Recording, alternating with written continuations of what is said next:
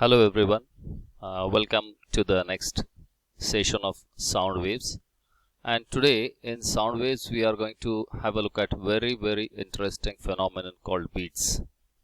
Actually speaking, beats are due to superposition of two different frequencies of sound which are of almost equal amplitude but slightly different frequencies. So I've got you see two tuning forks here, the sound waves of which are going to meet at this particular point, and it's going to create some kind of sound. I'll just try to have that sound heard here.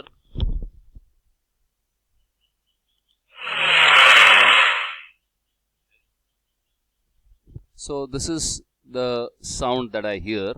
The next that I'm going for is, I find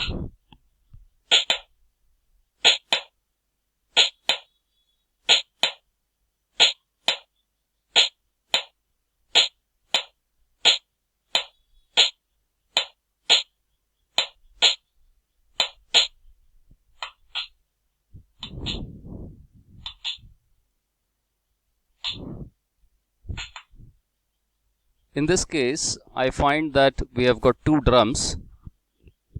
These two drums, they are creating some kind of sound, but the frequency at which the drums are being struck, they are not the same. So if you find that now there is some time lag here while the drums are being beat, so there is a difference.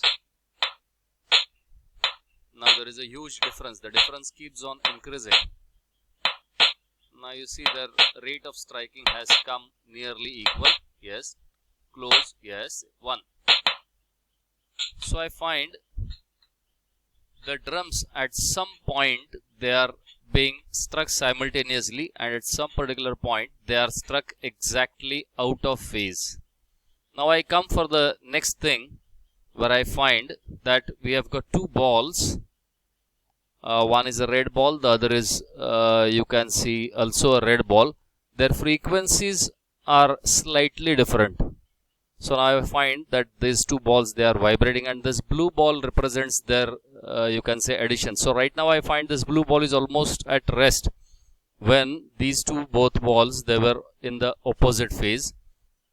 Now as the phase difference between them changes, this blue ball also is going to start its vibration, and at some point when both these red balls, they will be vibrating. Yes, right now in the same phase, this is vibrating with the maximum amplitude. After some time, once again the phase difference between these two red ones, that will keep changing, and after some instant of time you will find that this blue ball will almost not vibrate when these two are exactly in the opposite phases. So when this and this are in the opposite phase, here I find it's almost not vibrating now, and now again the vibrations have started.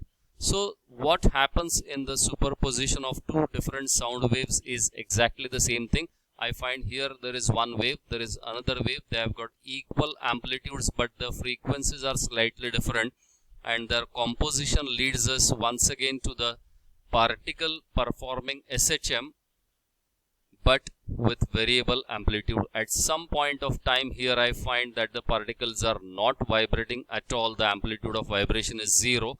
The sound waves will not create any sound in this case, whereas at this particular point here or at this point, the maximum sound will be heard.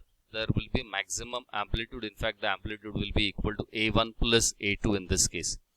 Now I'm having some mathematical equations here. There is a very beautiful demonstration in terms of voice. We have got two sound waves. One is 440 Hertz. Let's see how does it sound.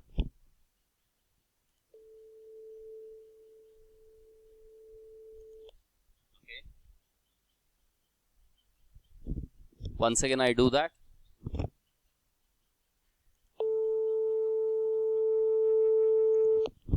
This was 440.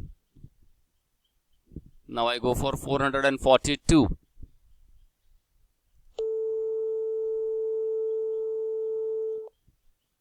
I found that because the frequency difference was just 2 Hz between them, they sounded almost equal when they were sounded separately. But when I sound both these things together, let's see what the resultant sound at any general point will be.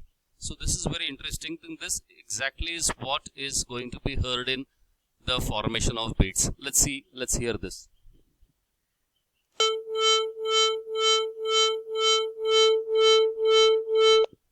So this is how the beats will be heard. In case of beats formation, we will be having alternate maximum sound heard and alternate minimum sound heard. So this exact logic is now going to be explained mathematically, or we say it's analytical treatment to the formation of beats. As we said, beats are formed due to the superposition of waves. Now let's go for understanding what are superposition of waves here. The first thing I talk about is the principle of superposition, which is a very simple principle. It states that whenever two or more waves reach a point in a given medium simultaneously, each wave produces its own displacement independent of each other, and the resultant displacement at that point is equal to the vector sum of the displacements due to each wave. So you have got vector y is equal to vector y1 plus vector y2. So I take into consideration two different sound waves. One is having, say, equation given by y1 is equal to a sine of omega 1t, where omega 1 is written as 2 pi n1 here, and y2 is equal to a sine of omega 2t, which is 2 pi n2t. So there are two different sound waves, a sine 2 pi n1t and a sine 2 pi n2t. These two are having exactly equal amplitudes as seen here, and slightly different frequencies n1 and n2 as seen in this particular case. Let's see what exactly is the formation of beats. We have actually heard beats earlier in this video. When two sound waves of equal magnitude and slightly different wavelengths of frequencies superimpose, it forms alternate waxing and waning of sound is heard at regular intervals of time, and this is called formation of beats. Now we'll actually go for its mathematical or analytical treatment. As we said earlier, the resultant displacement at that point will be equal to y1 plus y2, where I put these values of y1 and y2, and I find it's like a sine of 2 pi n1t plus a sine of 2 pi n2t. I take a term common out of this, and what remains inside the bracket is sine of 2 pi n1t plus sine of 2 pi n2t. This term inside the bracket is seen to me like sine c plus sine d, where I have that sine c plus sine d is the first factorization formula, which gives me 2 sine of c plus d by 2 into cos of c minus d by 2. If I use that formula for this sine c plus sine d here, it gives me that y is equal to 2a sine of 2 pi into n1 plus n2 upon 2t into cos of 2 pi n1 minus n2 upon 2 times of t, where I understand that this n1, n2 were slightly different frequencies. Their average is this particular term. n1 plus n2 upon 2 is their average term. So this one, which I would call it as n. So it gives me sine of 2 pi nt. This term becomes sine of 2 pi nt, where n is the average frequency here. And this term gives me 2 pi into bracket n1 minus n2 upon 2 times of t, that is cos. I consider this whole term 2a cos of 2 pi n1 minus n2t, this particular term here, I consider it as something called r, and the equation looks to me like y is equal to r sine of 2 pi nt. This equation is very similar to the equation of SHM, and therefore I can say that the particle performs SHM, the amplitude of which is equal to this r. So r is the amplitude, but r itself is a variable quantity because it has got a cosine term in between. There is a cosine term in that. So where r is equal to, you get it as 2a cos of 2 pi into bracket n1 minus n2 upon 2 times of t, and you can say average frequency of oscillation of particle is n is equal to n1 plus n2 upon 2. Now I understand that this value of R changes or varies with time, and it varies from plus 2a to minus 2a value, plus or minus 2a, and also sometimes 0 in between. Now whenever it vibrates with amplitude equal to plus 2a, we call that particular thing as waxing. The maximum amplitude, the one which is going to create maximum sound as well. So whenever you talk about this waxing, I find that resultant magnitude is amplitude is maximum, and the value of which is going to be 2a, but this would happen only when cos value is equal to you can say plus or minus 1. So when this value is equal to plus or minus 1, that's possible when cos is 0 or cos of pi, cos of 2 pi, cos of 3 pi, that is always equal to 1 or minus 1. So when this entire term inside the bracket, when this is equal to either 0 or pi or 2 pi or 3 pi, if I simplify this for each and every term here, once for 0, once for pi, once for 2 pi, I find the values of time for which this can happen.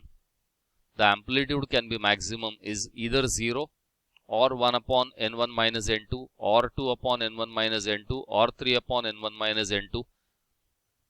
So at all these values of time, I find that the vibrations of the particle are going to have maximum. The sound will be of maximum intensity. The sound heard will be of maximum intensity. So I understand the difference between these time intervals is fixed. This minus this, or this minus this, or even this minus this, and that is called as the time period between two successive waxings, and it's found to be equal to 1 upon n1 minus n2.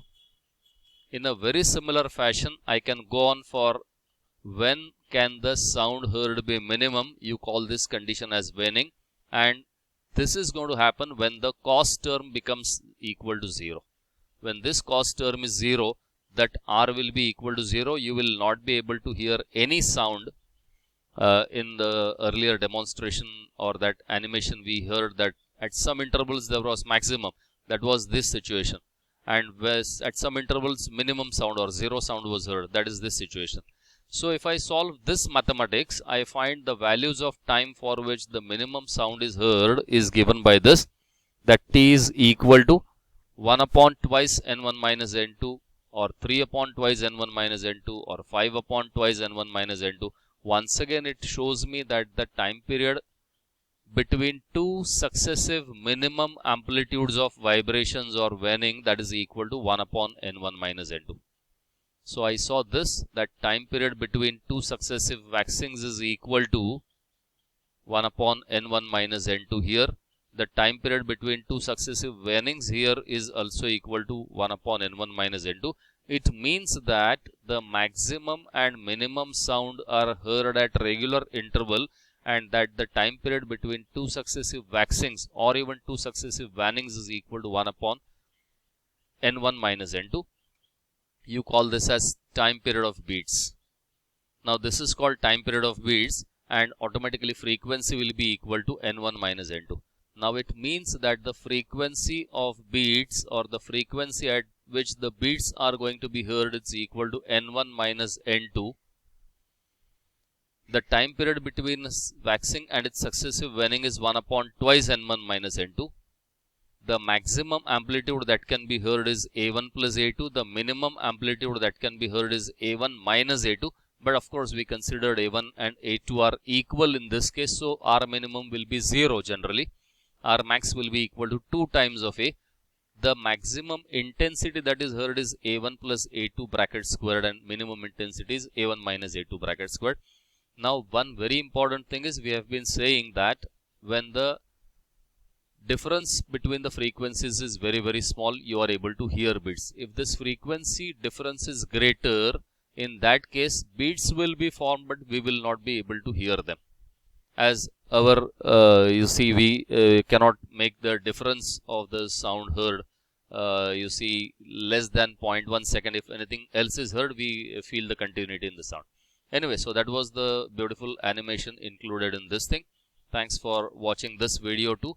And that was about the formation of beats. Okay. Thank you very much for watching this.